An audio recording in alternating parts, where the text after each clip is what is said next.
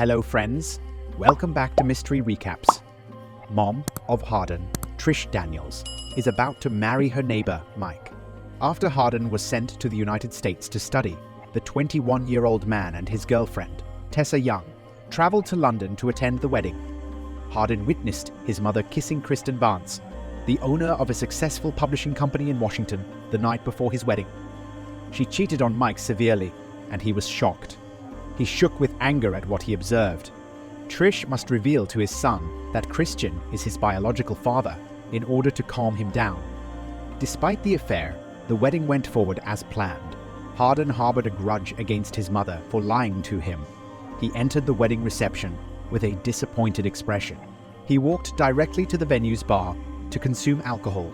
The man desires alcohol in order to forget all the shocking revelations that have shocked him. Tessa, while conversing with Kimberly Christian's fiancé, observed that Hardin was no longer present at the bar. She left to pursue him after the wedding. Hardin hurried to his mother's residence. He had been drinking all day, furious at Trish and his father. Christian Cesaro searched for him throughout the city. After a grueling walk, she spotted him at his mother's flat. He was drinking spirits while seated on the stairs. Because it was getting cold, Tessa pleaded with him to return to their hotel. Hardin was annoyed. He instructed her to leave his sight. The lady realized he was in mourning, so she decided to remain. Instantaneously, Hardin became hysterical. He entered his mother's flat by breaking the door. He poured a bottle of spirits and lit the couch's candle. Tessa stopped him, but he was determined to torch the childhood home, where he endured so much pain. The living area was rapidly consumed by the blaze. Christian stopped his son shortly after his arrival and instructed Tessa to run to the car. Hardin refused and instead badgered him. The house was nearly surrounded by flames, so his father had no choice but to push him out the door. The police siren is audible. This made Hardin anxious. He immediately drove his father's vehicle, in which Tessa was seated. He fled before the police could apprehend him. The police arrived, but they did not see Christian there until the next day. Hardin awoke inside the vehicle. He has no idea where he is. He encountered Tessa, who informed him that Christian had admitted to torching the house. Hardin did not feel guilty. Instead, he believed that his father deserved that. For all of the hardships he brought into his life, Tessa delivered a lecture to him. Additionally, she drove the car back to the hotel. During this time, Kimberly Christian's fiancé, Lance, learned of the incident. She was angry with him for re-entering Trisha's life in the middle of the drive. Tessa halted the vehicle. She followed Hardin out the door. He came to his senses and felt bad about dragging Tessa into his problems. He informed her that he would be staying in London, far from her, and returned to the car. Tessa subsequently followed him and sat on his lap. She desires that they remain together. She kissed him and promised to remain no matter what transpired. They entered the hotel. Through the lobby, Tessa was instructed by Hardin to shower in their room while he retrieved their bags. Tessa felt sad. She is aware that he is preparing something. She went to Kimberly's room, exhausted, to share her burdens. Christian was present to welcome her inside. Tessa sat on the ground as Kimberly attentively listened to her concerns. She inquired whether she should continue their relationship with Hardin or flee to save herself. She grew tired of trying to comprehend him. She no longer knew what to do with Hardin. Hardin left Tessa. There, he reconnected with his gangster friends. He used alcohol and drugs as a coping mechanism. Tessa, however, refers to him as his friend, picked up the phone and informed her that Hardin was present. She requested the address and then drives there. She discovered herself in a room that appeared to be a club. There are alcoholic beverages everywhere, and drunken men and women are having a great time. She continued forward and saw Hardin there. A woman was giving him a hug. She approached Hardin because she was angry. She shattered a glass of beverage and caused a commotion. She screamed at her boyfriend, telling him to stop partying and face his problems. The woman also threatened to end their relationship if the man refused to go out with her.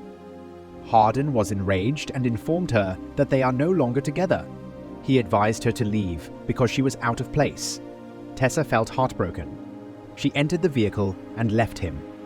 Tessa flew to Washington, enraged with Hardin as he packed her belongings at the flat she shared with Hart. Tessa recalls the good times she shared with him when nothing was poisonous. She continued walking and observed a person lying on the ground. It was her father who said it.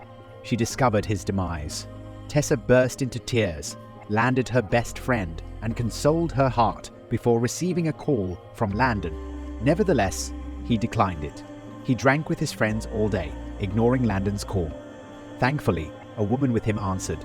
There, Landon was so angry at him for being absent when Tessa needed him the most that he cursed him. After Hardin was confused and unsure of what his ex-girlfriend was going through, he ended the call. He called Landon back and discovered that Tessa's father had died. He froze in disbelief. Hardin is brought back to reality. He desires to speak with Tessa, but she refuses to respond. Tessa was in grief. She locks herself in her room and refuses to consume the meals prepared by Landon. In addition to the loss of her father, she was also suffering due to Hardin. She recalled the time he had previously pledged to stop drinking. Hardin traveled to Washington to pay Tessa a visit. He hurried into her room to speak with her, but the lady no longer desires him. She regarded him with contempt. Tessa fled outside in order to avoid Hardin's persistence. Hardin sat on the balcony, staring blankly in the distance. He no longer knew how to approach Tessa.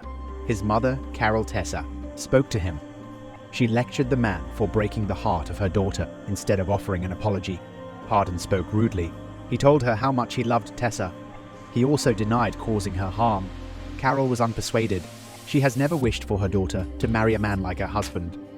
Richard, Tessa's father, is an alcoholic and abandoned the family. Hardin went to Tessa's room because she refused to speak with him. He had just told the lady about the last time he saw her father. Likewise, he was shocked to learn that her father had died. Afterward, Tessa finally communicated with him. Hardin was relieved and offered her an apology. She responded by stating that their relationship was no longer viable. She added that he was incapable of fighting for her. When they encountered difficulties, he readily gave up, leaving her in charge of maintaining their relationship. On the day of the funeral, Tessa and Hardin sit apart. She stood before the funeral oration. She sheds tears as she describes how her father attempted to change himself for her benefit. Hardin was moved when he saw her in pain without Tessa's knowledge. He was the one who paid for the funeral costs. He asked Landon not to inform her at home. Tessa hid in the garden from Hardin. However, he was already standing there. He approached her to express regret. He was sorry that it had taken him so long to return. It was too late for him to comprehend her significance in his life. Tessa did not respond and requested permission to enter the building.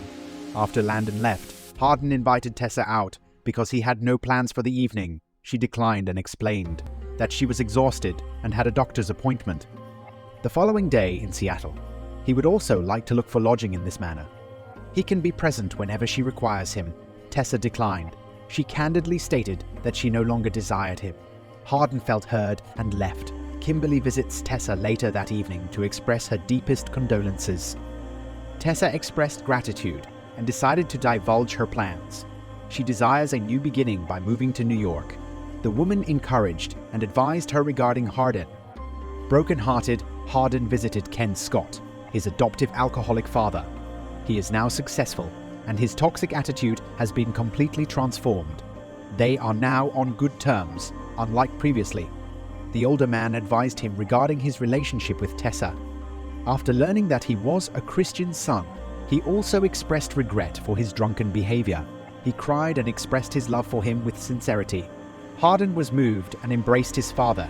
The following day, Tessa learns that her chances of becoming pregnant are extremely low. She was advised to adopt children as an alternative. Meanwhile, Hardin spent the day in a nearby public park. As soon as he learned that Tessa was ill, he rushed to her side. He hurried to her residence. He discovered her drunk outside the pool on a cold night. He offered to carry her to bed, and she accepted. The woman inquired whether he desired a child from her. He laughed before wrapping her in a blanket. She also expressed her love for him, which melted Hardin's heart. Despite his confusion, he enjoyed it. Tessa had never wanted him in the preceding days, but she requested his presence that night. Tessa awoke alongside Hardin and prepared breakfast for her. She felt ashamed and told the man what she had said the previous evening. Hardin laughed and never provided specifics. There, he had the opportunity to ask Tessa what was troubling her. He suspects she is pregnant and informs her that he intends to keep the child. Tessa interrupted him and informed him that she could never become pregnant. She will likely experience a miscarriage in the future. Hardin froze, and the woman was concerned about his reaction. He was shocked that they would be unable to have children in the future. The woman was disheartened. She was hurt when he used the word deprived. Tessa was about to leave when Hardin grabbed her arms. He gazed into her eyes. He wants her to know that he desires a childless relationship with her. In addition, he admitted that, after their breakup, he could see her everywhere. The woman laughed and inquired whether the woman he slept with resembled her. Hardin denied it because he had never slept with her. She attempted to kiss him, but he retreated and vomited. They erupted in laughter after that. Before Landon departs, their group of friends will gather for a barbecue. He will reside in New York permanently. They teased him in front of Nora, who resides there. Later that evening, Tessa desires clarification from Hardin regarding their breakup.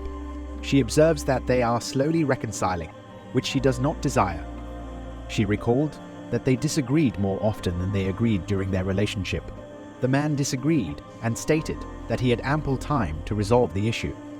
He also intended to reside in Seattle with her. The woman declared that she would relocate to New York to be with Landon Hart, and then froze. Landon was treated as a brother, but he was actually a traitor. Hardin entered the room to punch him there. Landon revealed that he began dating Tessa after Hardin ended their relationship. The lady instructed Hardin that, if he loved her, he must promise not to follow her to New York. She desires his consideration. They must grow apart before reuniting, as if they continue their relationship, they will destroy each other's lives. Hardin was upset and left the room. Tessa arrived in New York and proceeded to Landon's flat. After several months, Hardin graduated with a degree in English literature. He also intended to become a writer. He desires to improve himself, and he did well in her absence. On the other hand, Tessa, she graduated from New York University with a degree in wedding planning. Landon and Nora eventually fell in love with one another. Nora approached Tessa while she was working in a diner to inform her that Landon was with Hardin and wanted to speak with her. The two awkwardly greeted one another. Tessa was surprised to see Hardin outside following her shift. He waited for her to ensure her safe arrival at home. Hardin accompanied Tessa. The lady teased him, asking if he would do this every night. She informed him that she intended to study for a spring semester. The man inquired as to why she was employed there. She responded that she had earned more than anticipated. A beggar approached the lady, prompting Hardin to overreact. He wants him to relocate. Tessa hindered him. She provided the stranger with food, and she did so following her shift. She feels good about treating him as her father. Prior to entering the unit, Hardin invited her to step outside. However, the woman declined because she was working 2 shifts in her flat. Hardin shook violently. He was experiencing a nightmare and made disturbing noises. Tessa went to comfort him in his room. She decides to sleep with him in order to cheer him up. The days passed, and Hardin was always by Tessa's side. He was also generous and offered the beggar a scarf. The lady observed his improvement. When he drinks, he no longer finishes the entire bottle. He was also not compelled to restore their relationship. Hardin is willing to wait until she is once again prepared to commit. Tessa is gradually falling back in love with him. As he sleeps, she cannot stop staring at him. Landon and Nora observed this and made fun of them. One evening, Tessa arrived home exhausted. She has an interview the following day. Hardin gave her a soothing massage to make her feel better. They slept together out of loneliness. The next day, prior to his interview, Hardin gave Tessa a kiss. Tessa smiled and liked it. Before leaving for work, the lady tidied up the living room. There, she discovered a book hidden in Hardin's back. Inquisitive, she opened it while reading. She realized that the book depicted her life and their relationship. It also detailed her grief over the loss of her father. She kept reading it until Hardin returned. She confronted him with the question of when he began writing about them. The man responded following their initial kiss. Tessa was surprised and believed he was insane. She was so angry with him. She does not want her life to be read by the world. Hardin was contrite. He believes it was a wise decision. He has been reading the books to the group therapy, and they have enjoyed them immensely. He also disclosed to the lady that his book was in high demand.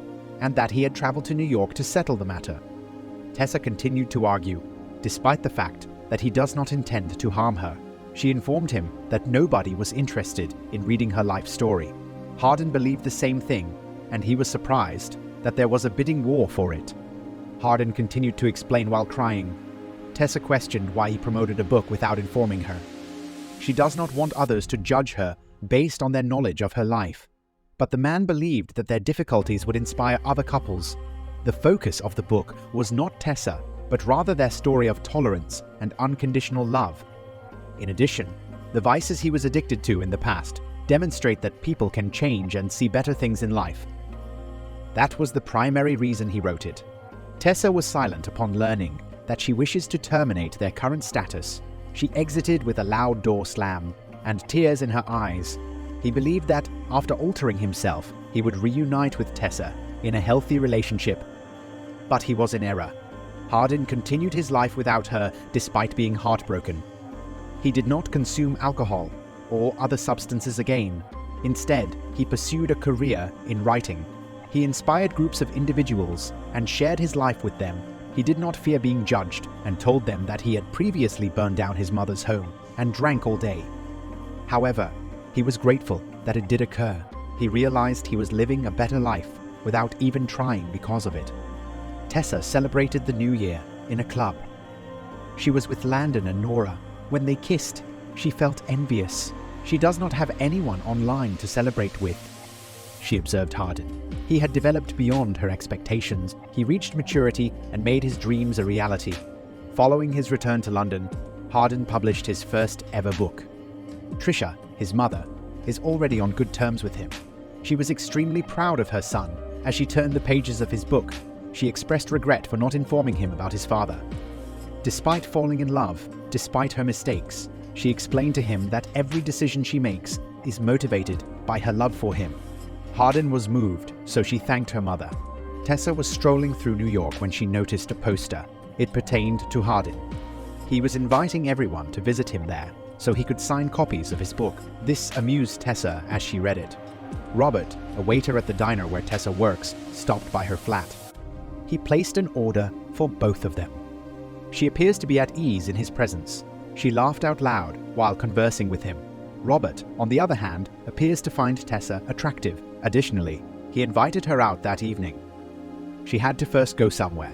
It was the evening of Hardin's fans signing copies of his book, and Tessa was disguised with hoodies. She entered the room as Hart read to the audience from his book. She felt awkward as he delivered an uplifting message. She appears to be envious of his accomplishments. Tessa walked out quickly, and he saw her, but he did not stop her.